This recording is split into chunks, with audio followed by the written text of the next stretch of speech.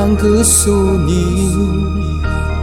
Kakara mun hur sir haide ring pal ring kashila Nikashi we alone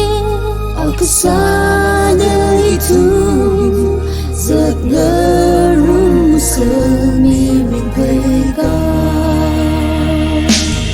Inta wiba Oktihi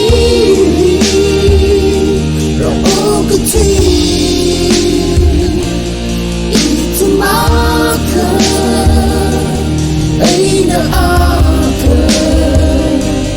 Jubilation Naruksan Akala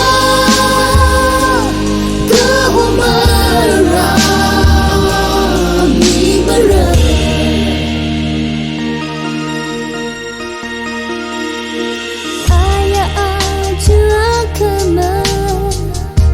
Một hôm lăng ngơ xuống lơ ngơ ya Lấy cơ shi we akara Mà rất ngơ sẽ khai lạc lơ Itu we alungi Hồi ngơ sợ chỉ giờ lấy cái shi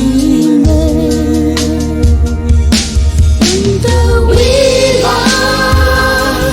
Oktihi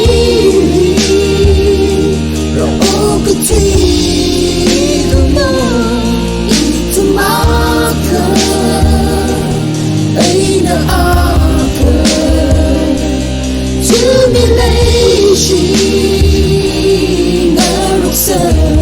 Akala Kahumarang Ibarat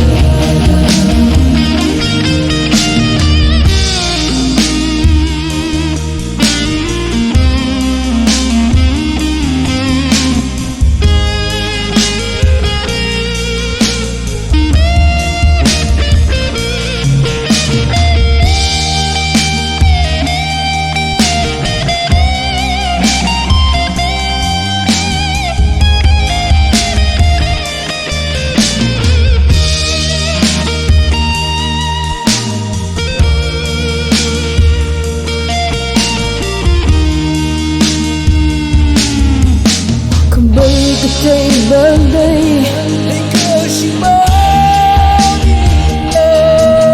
Sim ka sa shim ko